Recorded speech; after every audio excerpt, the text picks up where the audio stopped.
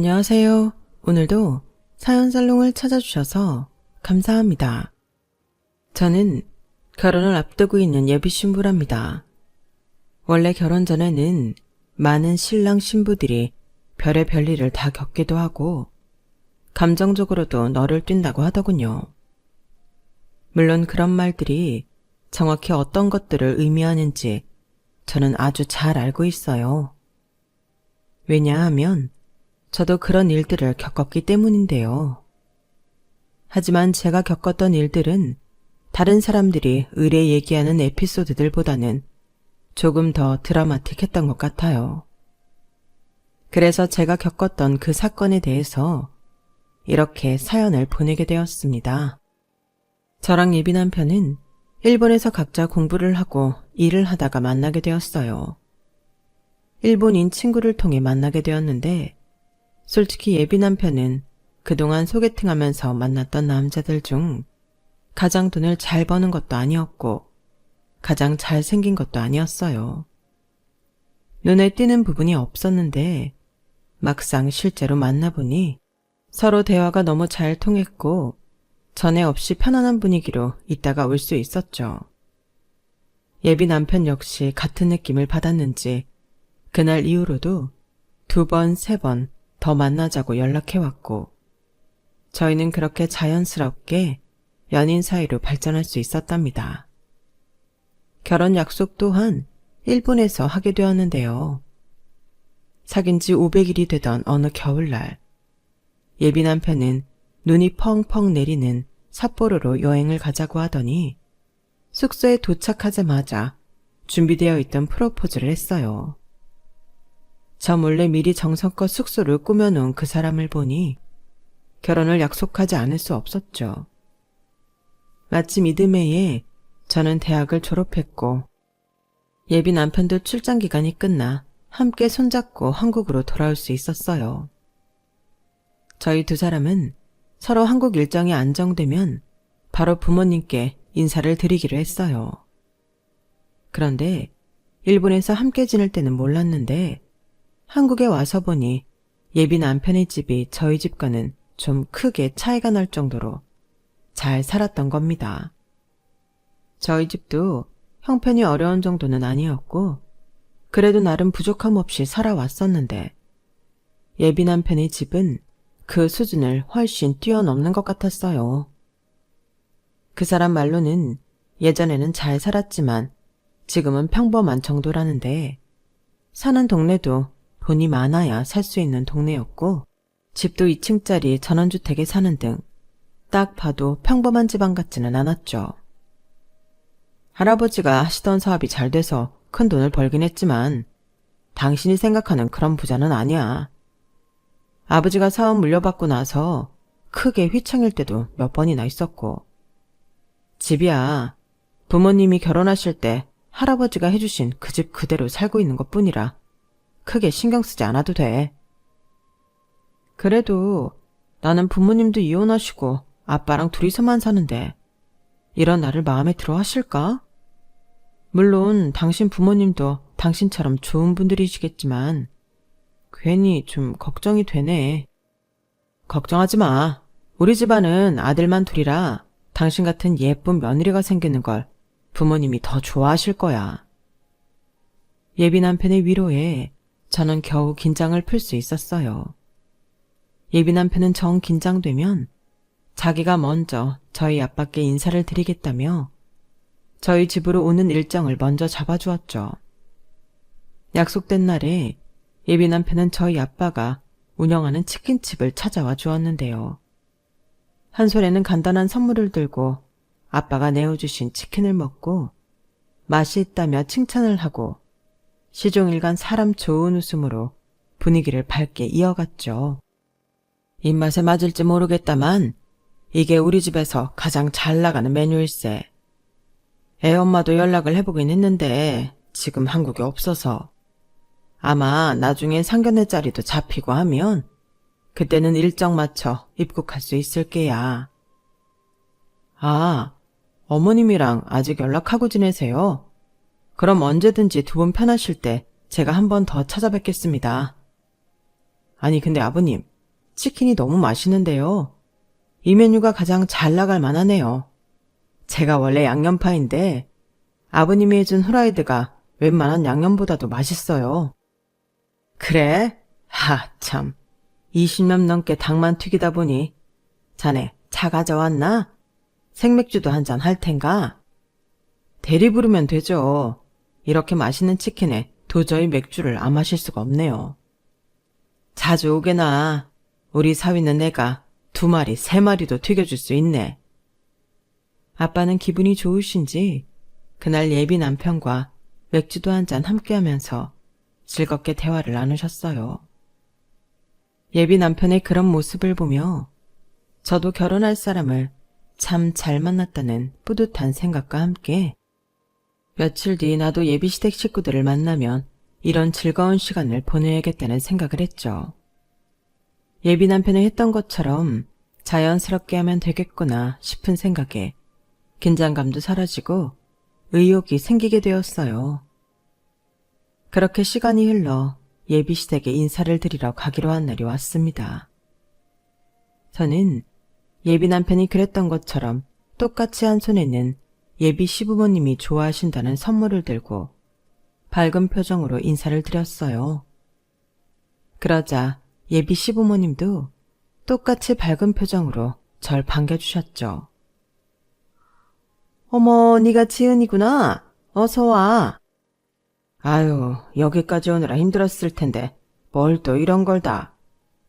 안녕하세요, 어머님 아버님. 박지은이라고 합니다. 이거 어머님 아버님이 좋아하신다고 해서 작게나마 챙겨왔어요. 어서 들어오렴. 아우, 이쁘기도 해라. 집 내부로 들어가니 예비 시댁 집안은 예상했던 것보다 훨씬 더 고풍스러운 저택이었어요. 할아버지 때부터 부자였다더니 그 말이 제대로 실감이 났죠. 예비 시어머니는 음식을 푸짐하게 차려놓으셨는데 하나같이 맛 또한 수준급이었어요. 저는 예비 남편이 저희 아빠 가게에서 했던 것처럼 음식이 너무 맛있다는 얘기와 함께 활기차게 대화를 이끌어 나가려고 했는데요. 제 예상과는 다른 분위기로 흘러가고 말았어요. 어머, 어머님, 갈비찜이 너무 맛있어요. 그래? 더 있으니 먹고 더 먹으렴. 요즘 애들답지 않게 먹는 모습도 참 복스럽구나. 부모님이 참 기뻐하시겠어. 아버님, 어머님은 어떤 일을 하시니? 저희 아빠는 동네에서 치킨집 하고 계세요. 엄마는... 뭐? 치킨집? 치킨 사업을 하시는 게 아니라 동네 치킨집을 운영하신다고?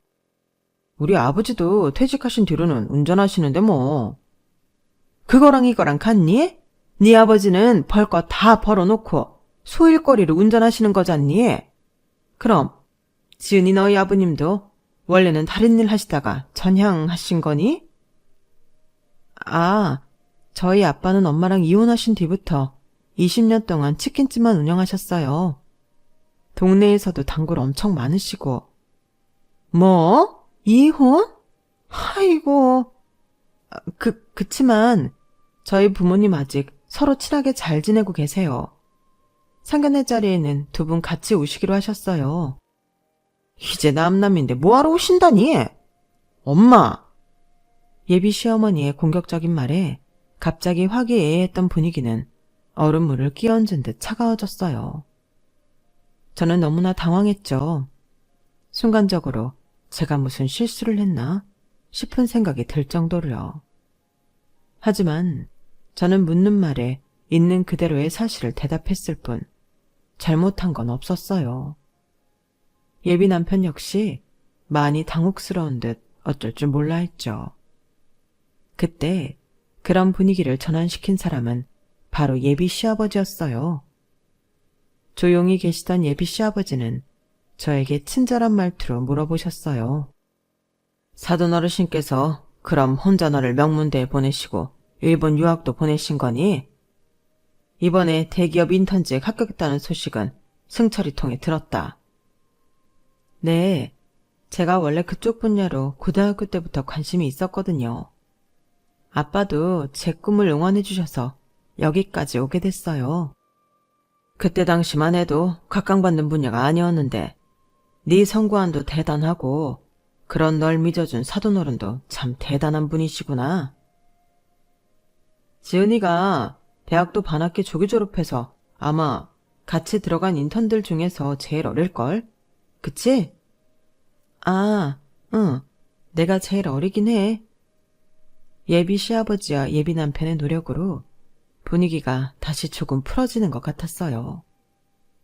저희의 대화를 듣던 예비 시어머니도 왜인지 분위기가 좀 누그러지는 것 같더군요.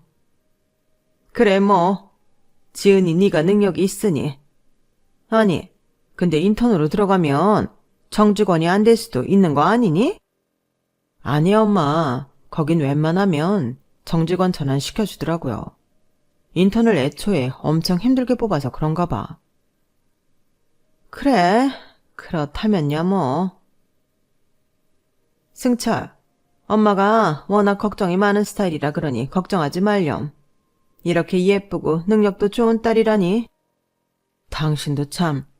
그래 사돈 어르신이 참 뿌듯해 하시겠어. 우리도 가끔씩 치킨이랑 맥주를 즐겨 먹곤 하는데 나중에 사돈 어르신이 하시는 가게에 들러봐도 괜찮겠구나. 아, 네. 대기업 다니게 된다고 해서 안일하게 생각하지 말거라. 들어가면 그때부터 시작인 게야. 엄마 없이 자랐다니까 가르칠 게 한두 개가 아닌 것 같은데 집에도 일찍 들어오고. 저희 엄마는 승철 엄마가 널 걱정해서 하는 말이지 싫어해서 하는 말이 아니란다. 저 사람이 그래도 살림하나는 기가 막히게 잘하는 편이거든. 잘 배워두면 너도 애 키우고 살림할 때 도움이 많이 될 게다. 중간에 잠깐 분위기가 싸해졌던 때, 그때 예비 식구들과의 식사 자리는 어찌저찌 좋은 분위기인 것처럼 끝났어요. 하지만 저는 그날 이후로 왠지 모르게 속이 너무 답답했는데요. 예비 시어머니의 말과 행동은 누가 봐도 절 별로 마음에 들어 하시지 않는 것 같았는데 예비 시아버지가 그게 아니라고 하시니 혼란스러웠거든요. 예비 남편 역시 예비 시어머니의 말이 조금 직설적이긴 하지만 다 저희를 걱정해서 하는 말이라며 저를 달래줬고요. 그럼에도 불구하고 제 마음은 완전히 풀어지지는 않았어요. 사실 저희 가족이 이렇게 된 데에는 그럴 만한 나름의 사연이 있었기 때문이었죠. 원래 저희 집은 지금처럼 화목한 가정이 아니었어요. 부모님이 이혼하시기 전보다 이혼하신 이후에 더 화목해진 특이한 집안인 거죠. 그리고 그 문제의 원인은 바로 저희 할머니였는데요.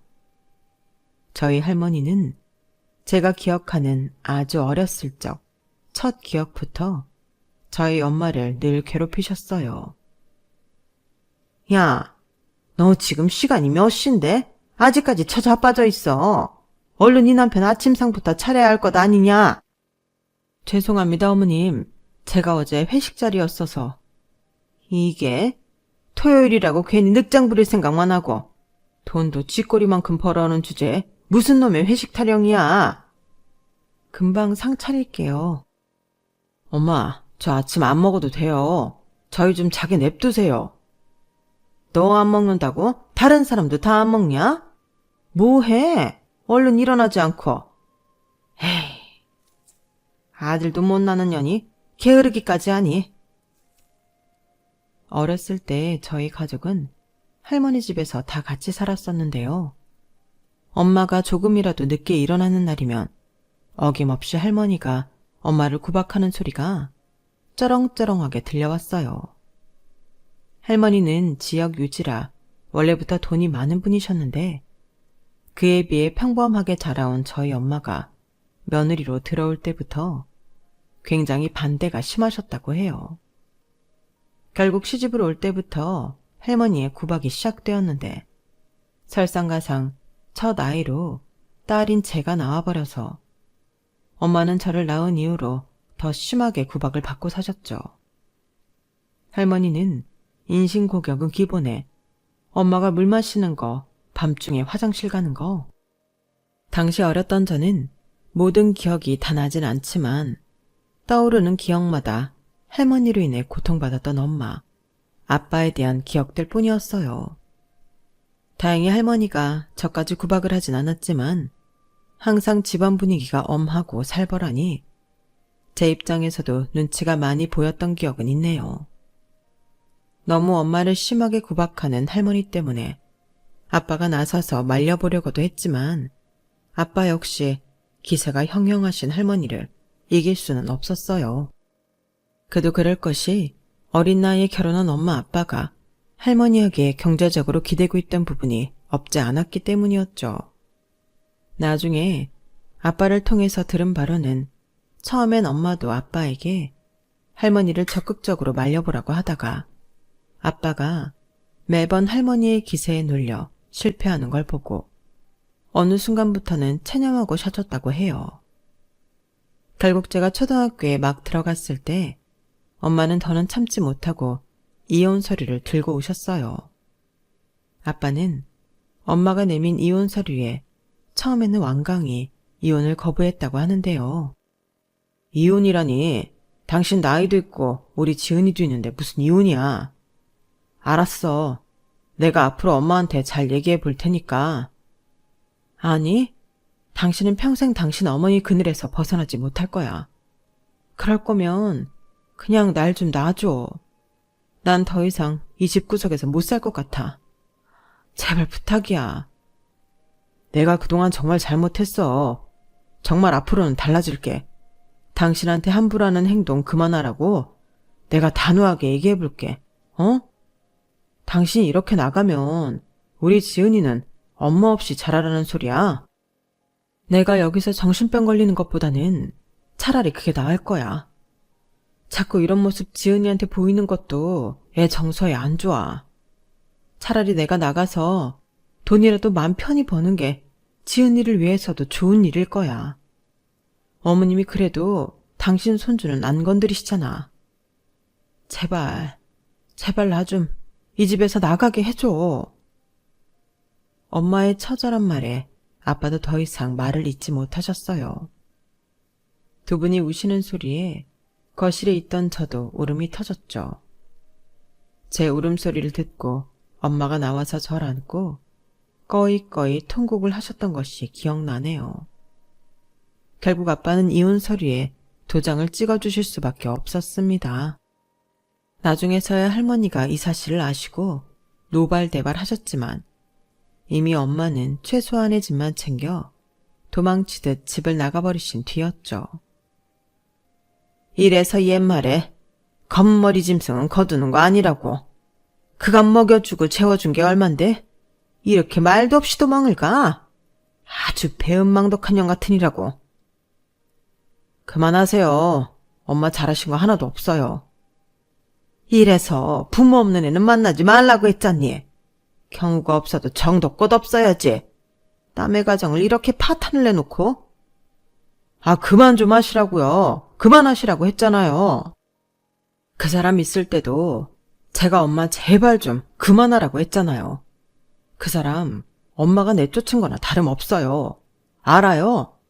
그렇게 죽을 만큼 못살게 괴롭혀서 내쫓아놓고 이제 와서 그 사람을 탓하다니. 엄마가 그러고도 사람이에요? 엄마야말로 제 가정 파탄낸 원흉 그 자체라고요.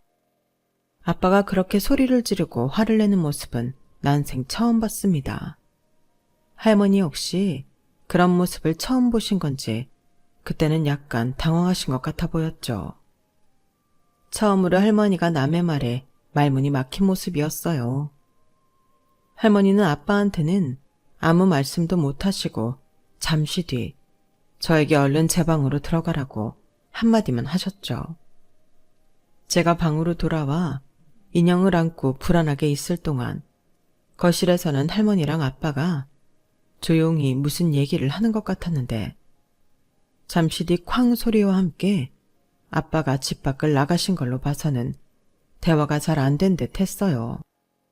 한동안 할머니와 아빠는 말 한마디도 하지 않고 남처럼 지내셨죠.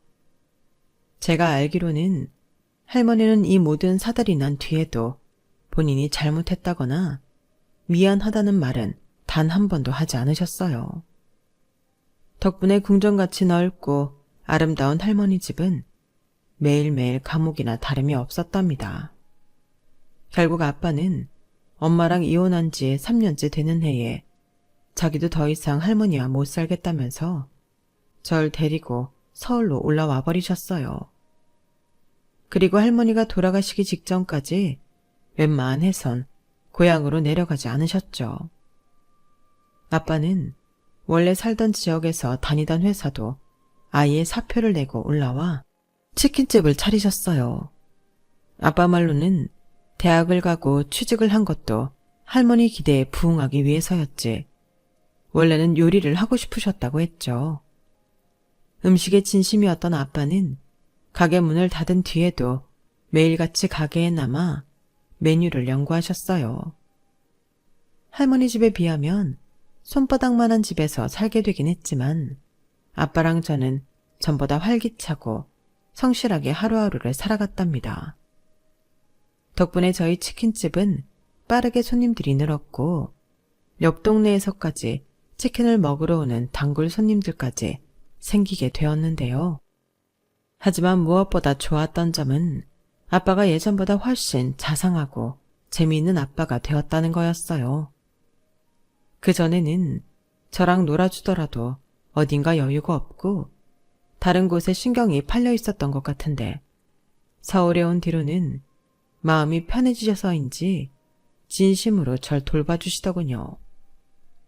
물론 저도 사춘기 때엔 엇나간 적도 많았고 아빠랑 싸웠던 적도 여러 번 있었는데 그럴 때마다 얼마 지나지 않아 맛있는 음식을 먹으며 화해도 하는 등 여느 가족들처럼 화목한 분위기였어요.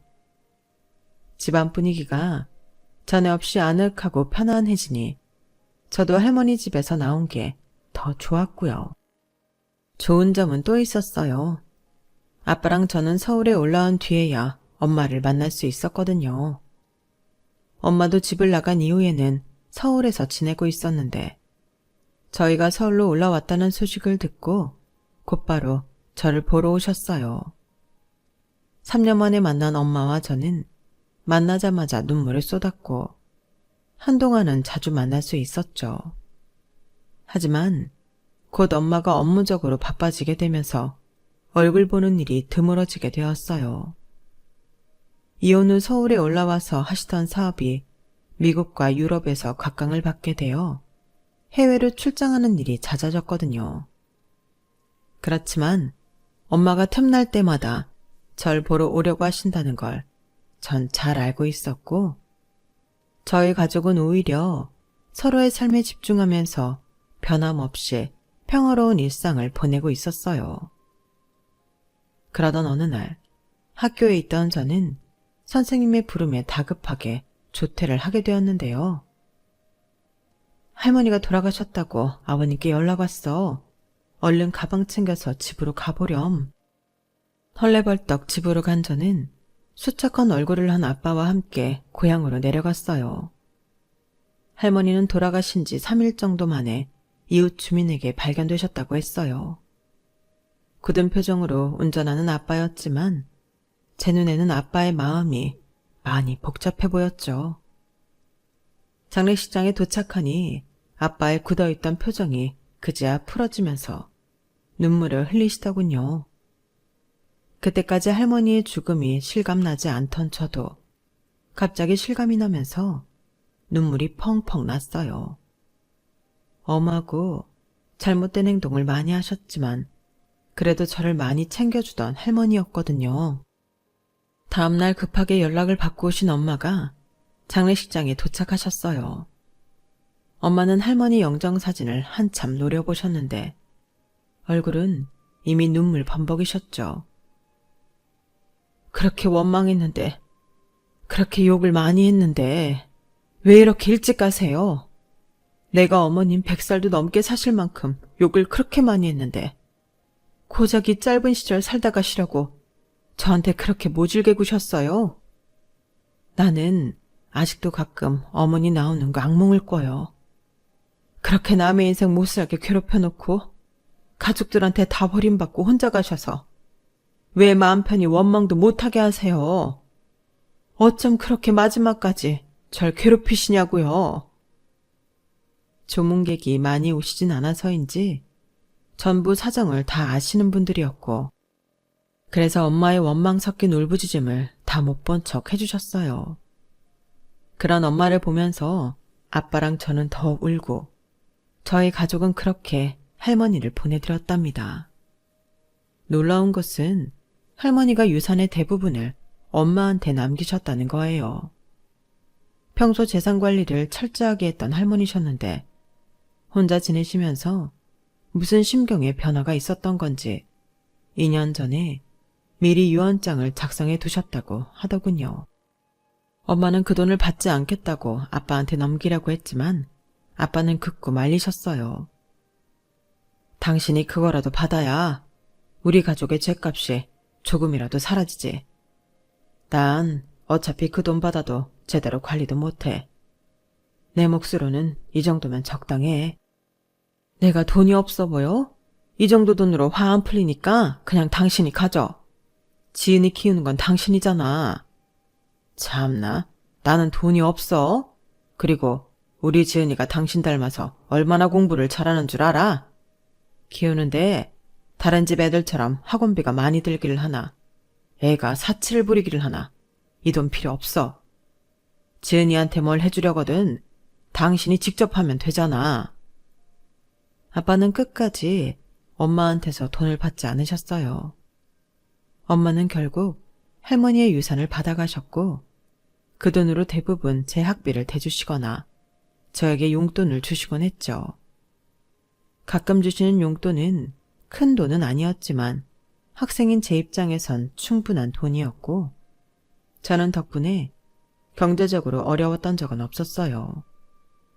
아빠가 하시는 치킨집도 꾸준히 손님들이 많았고요. 그리고 엄마랑 아빠가 틈틈이 연락을 하시는 것 같았어요.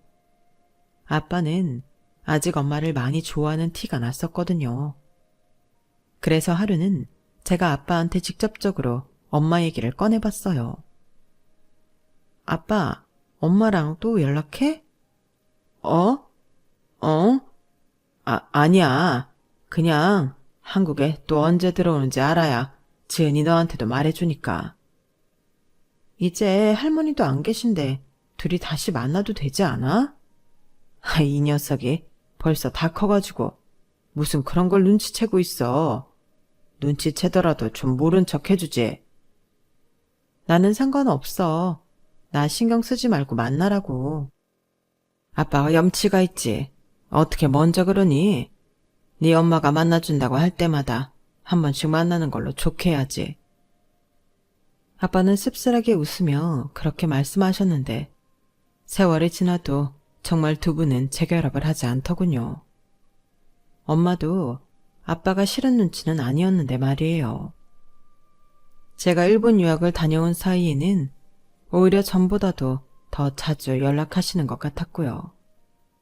그때는 저도 두 분이서 저 몰래 연애하시는 걸 못 본 척 해드렸답니다. 남들이 봤을 때는 저희 집이 이혼 가정이라서 별로 화목해 보이지 않겠지만 사실은 이런 사정들이 있었기 때문에 오히려 서로 더 애틋한 사이예요. 그래서 예비 시어머니의 편견 어린 시선이 굉장히 거슬렸던 거고요. 하지만 저는 저희 집안의 이야기를 잘 모른다면 편견을 가질 수도 있다고 이해하기로 했습니다. 실상은 다정한 집안이니 아마 예비시댁 식구들도 상견례 자리에서 저희 가족을 만난다면 금방 편견이 사라질 거라고 생각했죠. 예비 시아버지의 말씀대로 예비 시어머니가 절 싫어하는 것은 아니고 몇 가지 이유 때문에 그랬던 거니까 그런 부분들이 사라지면 처음 제게 반갑게 인사해 주셨던 그때로 돌아갈 거라고요. 그래서 상견례 날이 오기 전까지 크게 긴장하지는 않았어요. 상견례 날이 되어 저는 아빠와 함께 시간 맞춰 약속 장소에 갔어요. 저희 엄마는 그 전날 지방에 일이 있어서 내려가셨다가 KTX를 타고 올라오신다고 하셨어요. 더 이른 시간에 표를 구하지 못해 30분 정도 늦는다고 하셔서 예비 시댁 식구들께 미리 양해도 구해놨죠. 그렇게 두 가족이 만나 인사를 나누고 식사를 시작했어요. 여기까지만 해도 문제가 생길 일은 전혀 없을 것 같았는데 제 예상은 보기 좋게 빗나가고 말았어요. 지은이한테 들었는데 치킨집을 하고 계신다고요? 그럼 애들 결혼 자금으로 지원해줄 여력도 없으시겠어요? 예비 시어머니가 까랑까랑한 목소리로 저희 아빠에게 저런 소리를 한 것이었죠. 그 말을 들은 아빠의 표정이 살짝 굳어졌고 식탁 위는 차갑게 얼어붙었어요.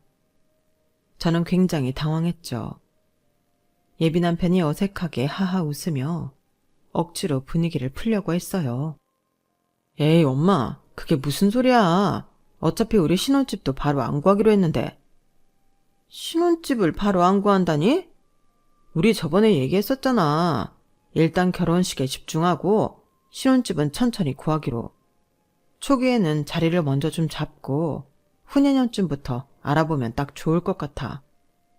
뭐? 결혼 전에는 구해놔야지. 그게 무슨... 예비 신랑과 저는 신혼집을 급하게 구하지 말고 일단 결혼식에 먼저 집중하기로 대화를 나눈 적이 있었거든요. 근데 그 말이 결혼을 하고 나서도 천천히 구한다는 얘기인 줄은 몰랐어요. 어른들이 다 계시니 거기서 적극적으로 반박하기도 그렇고 게다가 예비 시어머니의 망언 때문에 이상해진 분위기를 더 망칠 수도 없어서 제가 섣불리 아무 말도 못하고 있는 사이 예비 시어머니는 계속해서 저희 아빠한테 무례한 말들을 쏟아내더군요. 혼수 마련할 돈은 있으시겠어요? 사부인이 말씀하시는 수준이 어느 정도인지는 잘 모르겠습니다만 저희도 번듯한 혼수는 해줄 여유가 됩니다. 그런 부분은 너무 걱정하지 않으셔도 돼요. 말이야 누가 못하나요? 혼수도 쓸만한 혼수를 하셔야지. 엄마. 저희 엄마가 말씀이 좀 이러셔도 신경을 많이 써주시다 보니 그래요. 가만히 있거라. 어른들 말씀하시는데. 사돈, 말투보다 내용에 집중해 주세요. 서로 나쁠 것 없는 제안입니다. 신경이 쓰이고 말고. 제가 사돈어른 솔직히 터놓고 말씀을 드릴게요. 그래요. 저희도 지은이처럼 젊고 능력 있고 빠릿빠릿한 며느리 드리는 건 나쁘지 않게 생각해요. 하지만 이혼 과정에 동네 치킨 장사 하신다면서요? 그럼 보나마나 혼수도 변변찮게 하실 것 같은데. 그런 거 받고 번듯한 신혼집 내어줄 마음은 없어요.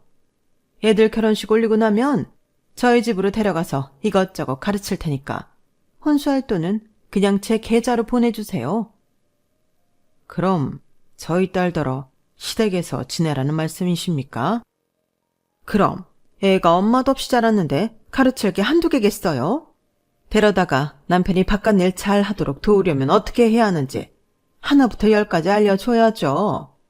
나중에 애들 신혼집 구해주는 비용 생각하면 뭐 몇 년 종살이 한다 치더라도 보수가 섭섭하지 않은 수준일 겁니다. 뭐 종살이요? 말이 그렇다는 거죠. 어쨌든 제가 한 말의 요지는 이해하셨죠? 그러니 사돈 어르신도 어줍잖게 혼수 그딴 거 할 생각 마시고 한 5천 정도만 그냥 보내세요. 그 정도 돈은 있으시죠? 누가 엄마도 없이 자랐답니까? 애 엄마도 여기로 오는 중이라고 제가 분명히 말했을 텐데요. 그리고 이혼했다고 해서 저희가 지은이 부모가 아닙니까? 세상 어느 부모가 자기 자식 하녀 취급하는 집안으로 시집 보내는데 그러자 하겠습니까? 애들 결혼 얘기는 다시 생각해보는 걸로 하죠. 예비 시어머니의 언행이 도를 넘어서자 듣다 못한 저희 아빠도 언성을 높이게 되셨어요. 그런데 그 타이밍에 뒤늦게 저희 엄마가 도착을 해서 들어오셨는데요. 중요한 자리라 신경이 쓰이셨는지 엄마는 가쁜 숨을 몰아쉬면서 최대한 예의를 차리려고 하셨어요. 안녕하세요. 죄송합니다. 제가 중요한 자리에 늦게 되어서... 어? 아, 마침 잘 오셨네요, 사부인. 사부인과는 말이 좀 통하겠죠? 저희가 애들 결혼하고 나서 자립할 시기가 오면 그때 신혼집을 구해주려고요. 그러니 이쪽 집안에서는 혼수 따로 하실 것 없이 그냥 현금으로 5천만 주시면 될 것 같습니다. 뭐라고요? 제가 너무 갑작스러워서. 들은 그대로예요. 듣자하니 사돈내외가 이혼하셔서 지은이가 엄마 없이 컸다죠? 그러니 살림을 제대로 배웠을 턱이 있나요? 애들은 결혼하면 일단 저희 집에서 같이 살면서 제가 이것저것 가르치기로 했어요. 아닙니다. 여보 그만해. 집사람 말은 그런 뜻이 아니라. 상당히 불쾌한 말씀을 하시네요. 사람이 아무리 경우가 없어도 그렇지 이게 지금 상견례 자리에서 할 만한 언사라고 보십니까? 그것도 지금 만난 지 1분도 안 된 초면인데. 애들이야 아직 세상 물정 몰라 그렇다 쳐도 어른들끼리는 이제 서로 딱 보면 견적 나오잖아요. 이보세요. 말씀 가려하세요. 당신 그만하라니까. 나쁜 말 하는 게 아니에요. 저희도 지은이 정도면 괜찮은 며느리감이라고 생각해서 이러는 겁니다. 사부인도 괜히 체면 차리실 거 없이 편하게 생각하세요. 아무 배경 없는 며느리 우리 식솔로 받아준다는데 5천 정도면 솔직히 사부인 입장에서도 감지덕지 아니. 예비 시어머니가 한참 개념 없는 말들을 뱉어내고 있는데 벼랑간 예비 시아버지가 벌떡 일어나시더니 예비 시어머니 뺨을 엄청난 힘으로 내려치시는 겁니다. 서로 언성이 높아지면서 고조되던 분위기가 한순간에 고요해졌죠.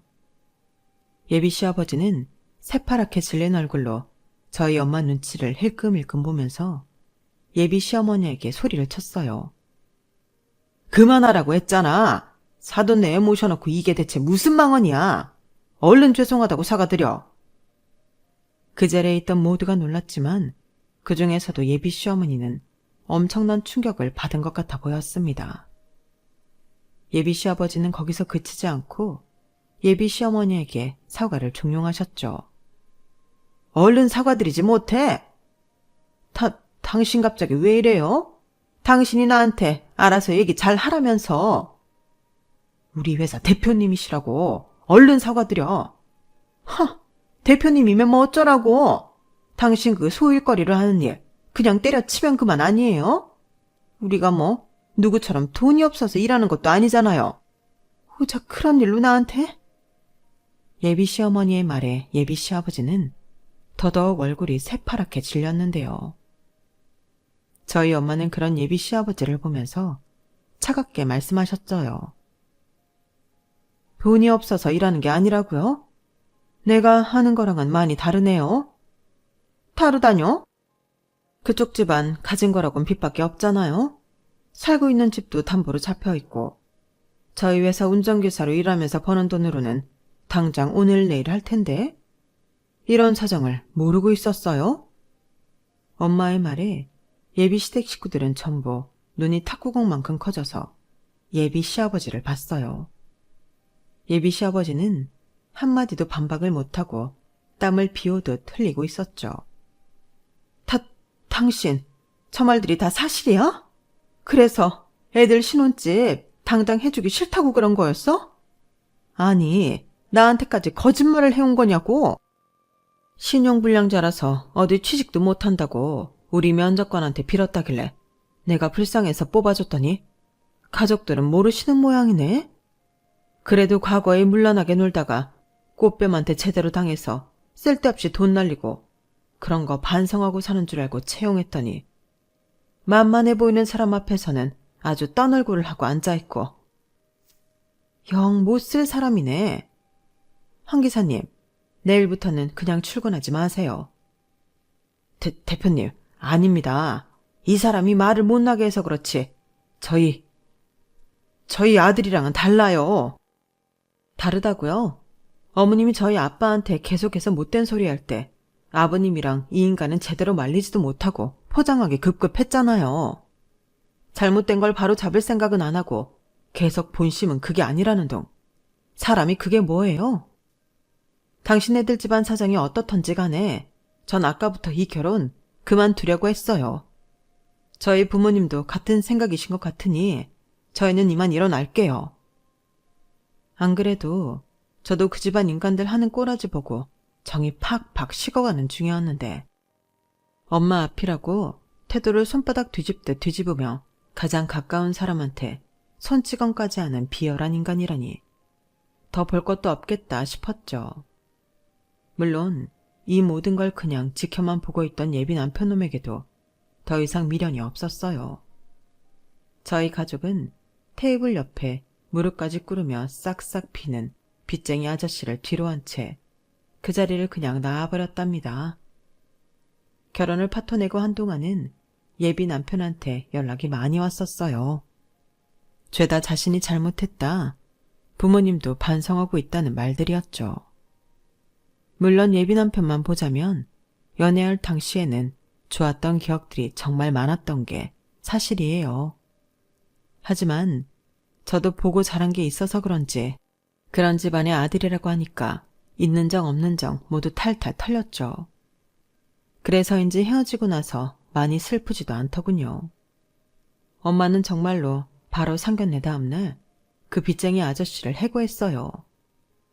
유일한 돈줄이었던 기사직을 빼앗기니 그 궁정 같은 저택이 넘어가는 건 시간 문제였죠. 지인을 통해 들었던 그 집안의 마지막 소식은 그 집 아줌마 아저씨가 이혼 절차를 밟고 있다는 거였어요. 그렇게 돈만 밝히던 아줌마였으니 같이 있어봤자 마이너스인 아저씨랑 손절치는 건 어찌 보면 예견된 일이었어요. 뭐 그러던지 말던지 전 관심이 없습니다. 왜냐하면 저는 작년부터 새로운 사람을 만나게 되었거든요. 그 남자는 엄마랑 둘이 사는 성실한 사람인데 성품도 올곧고 생각이 깊은 사람이에요. 그리고 그 남자의 어머니 역시 정말 따뜻하고 사려 깊은 분이시고요. 그분은 오히려 저희 가족의 사연을 들으시고는 제 손을 꼭 잡아주시면서 어린 나이에 네가 마음고생이 많았겠구나 라고 저를 위로해 주셨거든요. 저는 그런 따뜻한 위로를 해주시는 어머님을 보고 지금 예랑이와 결혼할 마음을 굳히게 되었어요. 저희는 올 가을에 결혼을 앞두고 있답니다. 저랑 예랑이뿐만 아니라 저희 부모님도 요즘은 알콩달콩이세요. 이전 상견례 일 이후에 엄마는 갑자기 자기가 집에 없으니까 이런 일이 일어난 거라며 은근슬쩍 한국에서 지내고 계세요.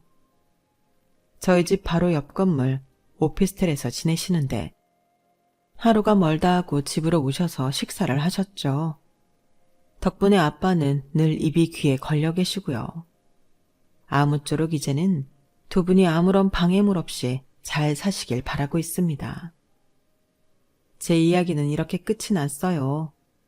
생각해보면 저희가 살면서 미리 가까이 하지 말아야 할 사람을 피하는 것도 굉장히 지혜롭고 삶을 안전하게 해주지만 그걸 넘어서 지나친 편견을 가지고 사람을 재단하는 건 오히려 독이 되는 것 같아요. 더군다나 제가 겪었던 그 아줌마처럼 제 가족한테 똥 묻은 건 생각 못하고 겨 묻은 남들을 나무라는 그런 짓은 스스로를 위해서라도 하면 안 되는 행동인 것 같습니다. 여기까지 제 이야기를 들어주셔서 감사해요. 항상 행복하시고 내일 건강하세요. 여러분, 사연 댓글에 응원과 현명한 조언 부탁드려요. 좋아요와 구독은 저에게 큰 힘이 됩니다. 오늘도 좋은 일 가득하세요.